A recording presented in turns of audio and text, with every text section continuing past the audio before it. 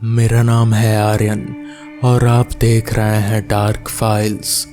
आज की इस कहानी में आगे बढ़ने से पहले अगर आपने अभी तक हमारे चैनल को सब्सक्राइब नहीं किया है तो कर लें। तो चलिए बढ़ते हैं आज की इस कहानी की ओर।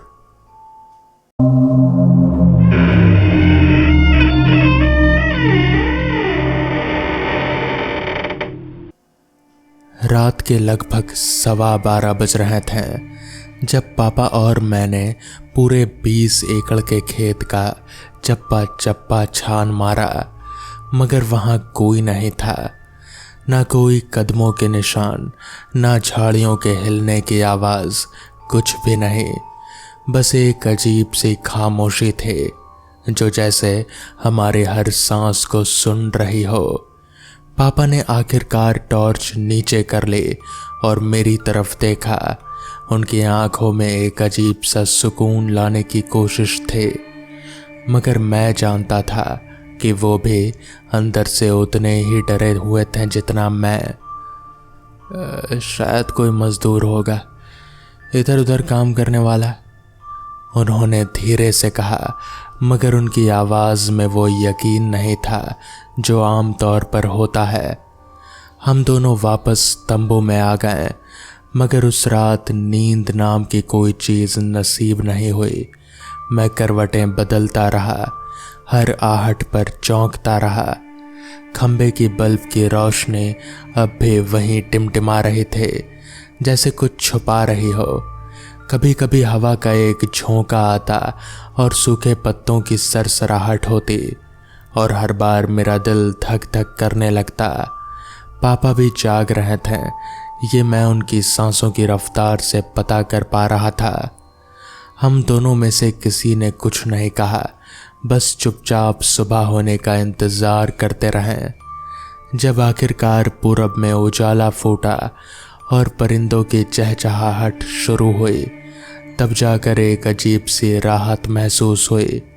हमने अपना सामान समेटा और घर की ओर चल पड़े। रास्ते में ना मैंने कुछ पूछा, ना पापा ने कुछ कहा।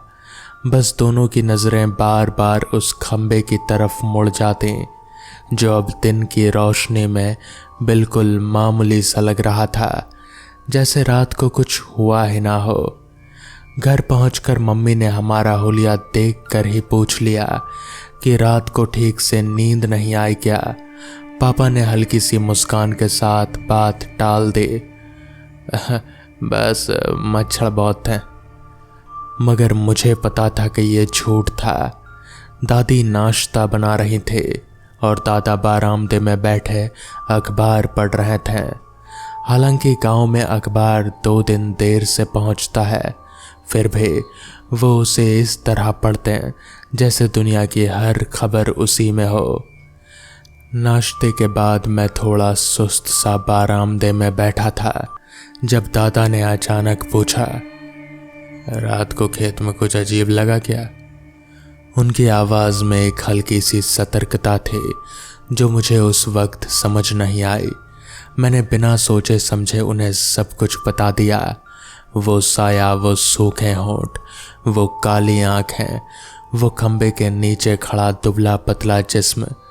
दादा का चेहरा एक पल के लिए सफ़ेद पड़ गया और उन्होंने अपनी नज़रें अखबार पर टिका ली, जैसे कुछ छुपाना चाहते हों।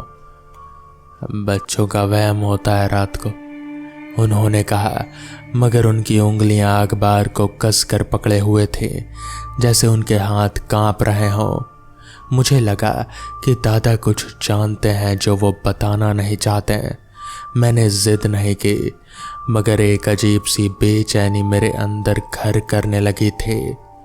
दोपहर में मैं गांव की तरफ टहलने निकला, यूं ही दिमाग हल्का करने के लिए। गांव के छोर पर एक पुराना पीपल का पेड़ था जिसके नीचे कुछ बुजुर्ग बैठे हुक्का पी रहे थे और गप्पे मार रहे थे। मैं वहाँ से गुजर ही रहा था कि एक बुजुर्ग, जिन्हें सब मास्टर जी कहकर बुलाते थे, मुझे पहचान गए। वो कभी दादा के साथ पढ़ाते थे। अरे, ये तो बलदेव भैया का पोता है, उन्होंने कहा और मुझे पास बुलाया। बातों बातों में जब मैंने रात वाली बात का जिक्र किया, बहुत हल्के फुल्के अंदाज में, जैसे कोई मजाक हो, तो वहाँ बैठे सारे बुजुर्गों की हंसी अचानक गायब हो गई। एक अजीब सी खामोशी छा गई। मास्टर जी ने हुक्के का कश लिया और फिर धीरे से कहा, उस खेत की तरफ रात को मत जाना बेटा। मैंने पूछने की कोशिश की कि आखिर बात क्या है, मगर उन्होंने बात को यूं टाल दिया जैसे मैंने कुछ गुनाह पूछ लिया हो। पुरानी बातें हैं, अब छोड़ो, एक और बुजुर्ग ने कहा और विषय बदल दिया। मैं समझ गया कि यहाँ कुछ ऐसा है जो लोग जानबूझकर दफन रखना चाहते हैं। शाम को मैंने दादी से बात करने की कोशिश की, क्योंकि दादी हमेशा दादा से बहुत खुलकर बातें करती थी। रसोई में उनके साथ आटा गूंदते हुए मैंने बड़ी मासूमियत से पूछा कि हमारे खेत में कोई पुरानी कहानी है क्या। दादी के हाथ एक पल के लिए रुक गए। उन्होंने खिड़की से बाहर अंधेरे की तरफ देखा, जैसे यकीन कर रहे हो कि कोई सुन तो नहीं रहा। बहुत साल पहले की बात है, उन्होंने आखिरकार धीमी आवाज में शुरू किया। उस खेत में एक आदमी काम करता था, मजदूर था, कहीं बाहर से आया था, अकेला रहता था, गांव के बाहरी हिस्से में। नाम था उसका, लोग उसे भूरा बुलाते थे, असली नाम शायद किसी को याद हो। बड़ा मेहनती था, ईमानदार भी। मगर एक दिन दादी की आवाज़ रुक गई। उन्होंने आटे में और पानी मिलाया, जैसे अपने हाथों को कुछ काम देकर मन को शांत करना चाहती हों। एक दिन क्या दादी? मैंने धीरे से पूछा। एक दिन गांव के ठाकुर के घर से कुछ जेवर चोरी हो गए, बिना किसी सबूत के, बिना किसी जांच के। लोगों ने भूरे पर शक किया, क्योंकि वो बाहरी था, गरीब था और उसकी तरफदारी करने वाला कोई नहीं था। कुछ आदमी रात को उसे उसी खेत में पकड़ कर ले गए जहाँ वो सोता था। बहुत मारा उसे, इतना कि दादी ने आंखें बंद कर ली, जैसे उस याद को दोबारा जीना ना चाहती हो। सुबह वो खेत में मरा हुआ मिला। किसी ने उसका अंतिम संस्कार तक ठीक से नहीं किया। जल्दी जल्दी चोरी छुपे उसी खेत के एक कोने में उसी पीपल के पास दफना दिया गया, जो अब खेत की मेड़ पर है। ना कोई मंत्र पढ़ा गया, ना कोई रीत निभाई गई, बस मिट्टी डालकर बात को दबा दी गई। और फिर मेरी आवाज में अब सिर्फ जिज्ञासा नहीं, एक अजीब सी सिहरन भी थे। बाद में पता चला कि जेवर तो ठाकुर के अपने भतीजे ने चुराए थे। जुए में हार गया था, मगर तब तक बहुत देर हो चुकी थी। भूरे की जान जा चुकी थी, बेगुनाह। दादी ने एक लंबी सांस ली।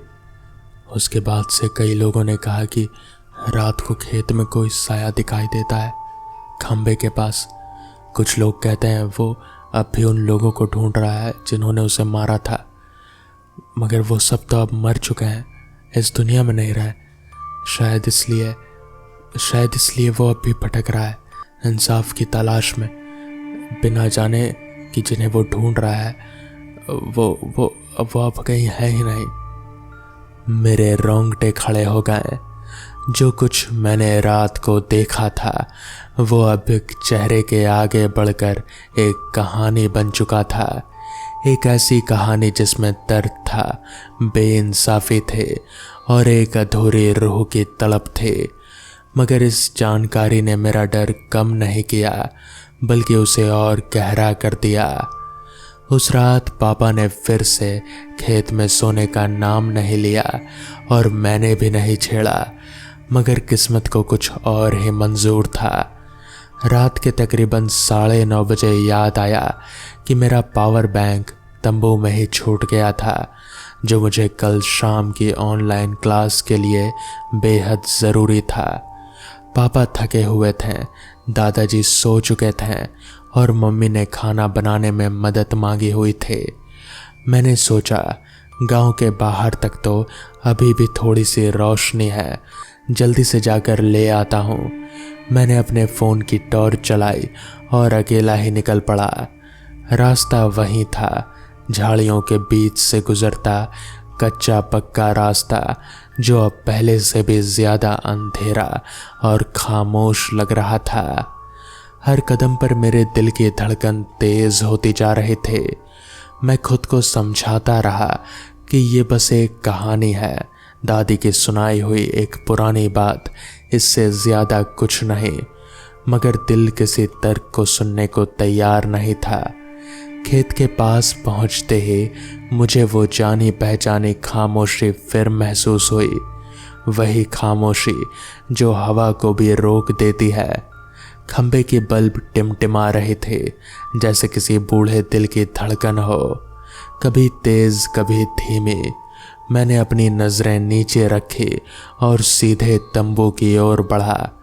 पावर बैंक उठाया और वापस मुड़ने ही वाला था कि एक अजीब सी बदबू ने मेरी नाक को चीर दिया।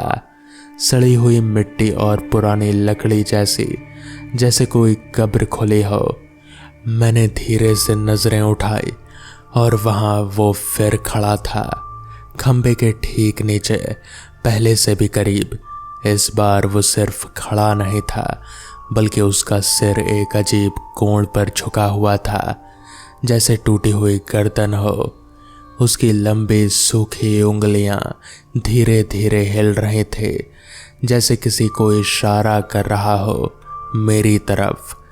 उसकी काली आंखें, जिनमें कोई रोशनी नहीं थे, सीधे मुझ पर टिकी हुई थे। और तभी बहुत धीमी, बहुत भर्राई हुई आवाज़ हवा में तैरती हुई मेरे कानों तक पहुंची। ना वो कोई शब्द था, ना कोई पहचानी हुई जुबान, बस एक लंबी दर्द भरी सिसकी जैसी आवाज़, जो सुनकर मेरी रूह तक कांप गई।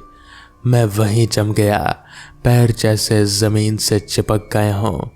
मेरा दिमाग चीख रहा था भागने के लिए, मगर जिस्म हिल नहीं रहा था। वो साया धीरे धीरे बहुत ही अप्राकृतिक अंदाज में मेरी तरफ बढ़ने लगा। उसके पैर ज़मीन से उठ ही नहीं रहे थे, बल्कि जैसे वो हवा में तैर रहा हो, बिना किसी आवाज़ के, बिना किसी हलचल के। उसका चेहरा, जो पहले सिर्फ एक झलक था, अब साफ नजर आ रहा था।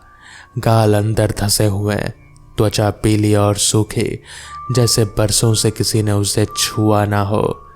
तभी मेरे अंदर से एक आवाज़ आई। शायद डर की आखिरी हद पार करने के बाद इंसान का शरीर खुद ही कोई फैसला ले लेता है। मैं पीछे मुड़ा और पूरी ताकत से भागा।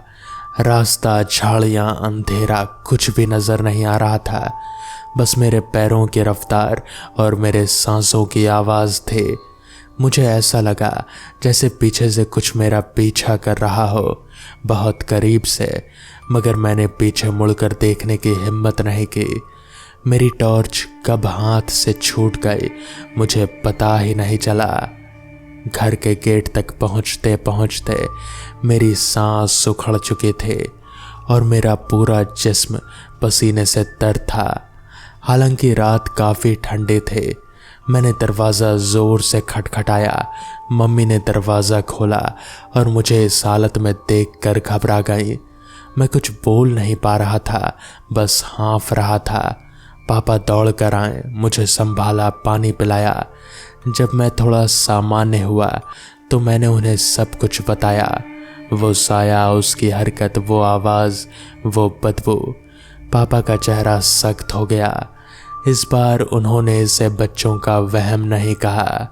शायद पिछली रात के अनुभव ने उनके अंदर भी कुछ बदल दिया था। दादा, जो आवाज़ सुनकर जाग गए थे, दरवाजे पर खड़े ये सब सुन रहे थे। उनकी आंखों में एक अजीब सी उदासी और डर का मिला जुला भाव था। मैंने कहा था ना, दादा ने आखिरकार धीमी आवाज में कहा, उस खेत की तरफ रात को कोई ना जाए। अगले दिन घर में एक अजीब सा तनाव था। मम्मी बार बार मुझे अपने पास बिठाए रखती, जैसे मुझे नज़र लग जाने का डर हो। दादी ने चुपके से मेरे कमरे के दरवाजे पर एक छोटी सी लाल डोरी बांधती और तुलसी के पत्ते तकिए के नीचे रख दिए। पुराने नुस्खे जो शायद उनके दिल को थोड़ा सुकून देते थे। पापा ने गांव के एक जान पहचान वाले पंडित जी से बात की, जिन्होंने कहा कि अगर मुमकिन हो तो कुछ दिनों के लिए गांव छोड़ देना बेहतर होगा, कम से कम फिलहाल के लिए। मगर सिर्फ रात का डर ही नहीं था जो अब हमें घेर रहा था। दिन में भी अजीब चीज़ें होने लगी थी। एक दोपहर जब मैं छत पर कपड़े सुखाने के बाद नीचे आ रहा था, मुझे यकीन हो गया कि किसी ने मेरे पीछे पीछे सीढ़ियों पर कदम रखे, मगर पीछे मुड़ने पर कोई नहीं था। रात को मेरे कमरे की खिड़की के बाहर, जो सीधे पीछे के आंगन की तरफ खुलते थे, मुझे एक लंबा साया गुजरता हुआ दिखा, बिल्कुल उसी कद का, उसी अंदाज का जिसे मैंने खेत में देखा था। मैंने चीखने की कोशिश की, मगर आवाज़ गले में ही अटक गई। जब मैंने हिम्मत करके खिड़की से बाहर देखा, वहाँ सिर्फ अंधेरा था और नीम के पेड़ की हिलती हुई शाखाएं, जिनकी परछाई शायद उस साए जैसी दिख गई हो। मगर मेरा दिल इस तर्क को मानने को तैयार नहीं था।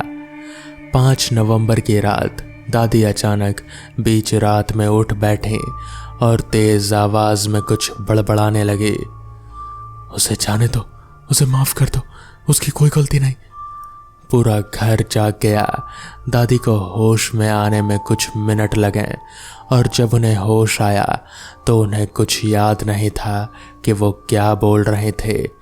मगर उस रात के बाद घर का माहौल और भारी हो गया।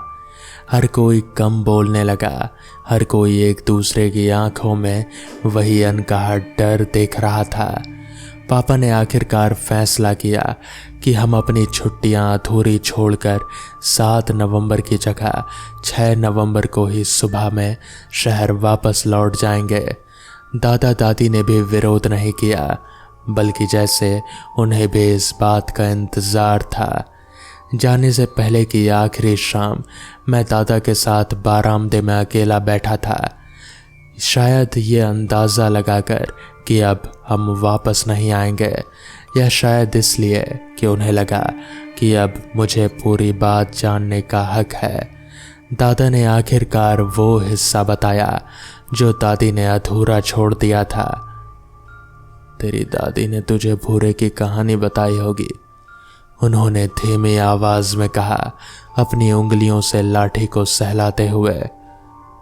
मगर एक बात उसने नहीं बताई होगी, जो लोग भूरे को उस रात खेत में ले गए थे, उनमें से एक मेरा अपना बड़ा भाई, तेरा बड़ा दादा।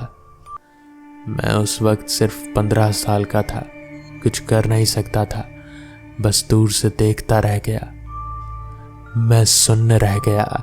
दादा की आवाज में एक बरसों पुराना बोझ था जो अब तक उनके सीने पर टिका हुआ था। उस रात के बाद मेरा भाई कभी पहले जैसा नहीं रहा, ना सोता था ठीक से, ना किसी से नज़र मिलाता था। 10 साल बाद इसी गांव में, उसी खेत के पास उसकी भी अजीब तरह से मौत हुई। कहा गया सांप ने डस लिया, मगर उसके जिस्म पर सांप के काटने का कोई निशान नहीं था बेटा। बस उसका चेहरा ऐसा डरा हुआ था जैसे उसने अपनी जिंदगी की सबसे डरावनी चीज देख ली हो। दादा ने एक लंबी सांस ली। उस दिन के बाद से मैंने कभी उस खेत की तरफ रात को कदम नहीं रखा, और अब तूने भी वो देख लिया जो उसने देखा था। मैंने पूछा, तो अब क्या होगा दादा? क्या यह कभी खत्म होगा? दादा ने आसमान की तरफ देखा जहां तारे झिलमिला रहे थे और बहुत धीमी आवाज में कहा, जब तक इंसाफ की भूख नहीं मिटती बेटा, कोई रूह चैन से नहीं सोती। भूरे का कोई नहीं था इस दुनिया में, कोई वारिस नहीं, कोई नाम लेने वाला नहीं। शायद उसकी रूह अब भी उसी इंसाफ को ढूंढ रही है जो उसे कभी नहीं मिला, और जब तक कोई उसे सही मायने में याद नहीं करेगा, उसका नाम, उसकी कहानी लोगों तक नहीं पहुंचाएगा।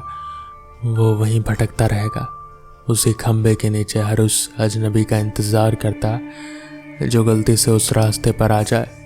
जाते हुए 6 नवंबर की सुबह हम शहर के लिए निकल पड़े। गाड़ी में बैठे हुए मैंने आखिरी बार पीछे मुड़कर देखा। वो खेत दूर से बस एक हरा भरा टुकड़ा दिख रहा था। बीच में वो खंबा जिसके बल्ब दिन की रोशनी में बुझी हुई और बेजान लग रहे थे। कोई देखकर यकीन नहीं करेगा कि उस मामूली से खंबे के नीचे रात को क्या जागता है। शहर पहुंचकर जिंदगी फिर से अपनी रफ्तार पकड़ने लगी। कॉलेज, असाइनमेंट, दोस्त, रोजमर्रा की भागदौड़। मगर उस रात की याद कभी पूरी तरह मिटी नहीं। आज भी जब घर में बत्तियां बुझ जाती हैं और हर तरफ खामोशी छा जाती है, कभी कभी वो मुझे सूखे फूटे हुए होंठ याद आ जाते हैं। वो काली खाली आंखें और वो भर्राई हुई सिसकी जैसी आवाज़। मैंने बाद में सुना कि गांव के कुछ नौजवानों ने शायद हमारी बात सुनकर उस पीपल के पेड़ के पास एक छोटा सा चबूतरा बनवाया और वहां भूरे के नाम की एक तख्ती लगा दी। यहाँ भूरे नाम का एक मेहनतकश आदमी आराम फरमाता है, जिसे बेगुनाह होते हुए भी इंसाफ नहीं मिला। पंडित जी ने वहाँ एक छोटी सी पूजा भी करवाई। दादी कहती हैं कि उसके बाद से खेत की तरफ से आने वाली अजीब आवाज़ें कुछ कम हो गई हैं। मगर मैं अब भी उस गांव में रात के वक्त अकेला जाने से कतराता हूँ। कुछ जख्म, कुछ बेइंसाफियाँ इतनी गहरी होती हैं कि सालों की मिट्टी भी उन्हें पूरी तरह दफन नहीं कर पाती। और शायद यही सच्चाई है कि हर पुराने गांव के, हर सुनसान खेत के, हर टूटे फूटे मकान के पीछे कोई ना कोई ऐसी कहानी दबी होती है जिसे वक्त ने भुला दिया गया मगर मिटाया नहीं। आज भी जब कभी नवंबर का महीना आता है, मैं अपने मोबाइल में उस रात की यादों में एक अलार्म लगा देता हूँ, सिर्फ खुद को याद दिलाने के लिए कि इंसाफ ना मिलना सिर्फ एक कानूनी हार नहीं, बल्कि कभी कभी वो एक ऐसी रूह छोड़ जाती है जो सदियों तक भटकती रहती है, इंसाफ की उसे एक झलक के इंतज़ार में जो शायद कभी ना आए। तो दोस्तों, ये थी आज की कहानी। कैसी लगी आपको ये कहानी मुझे कमेंट्स में ज़रूर बताएं। तो मैं आपका दोस्त आर्यन जल्द ही मिलूँगा आपसे ऐसी ही किसी नई कहानी के साथ। तब तक के लिए अपना ख्याल रखें और देखते रहें डार्क फाइल्स।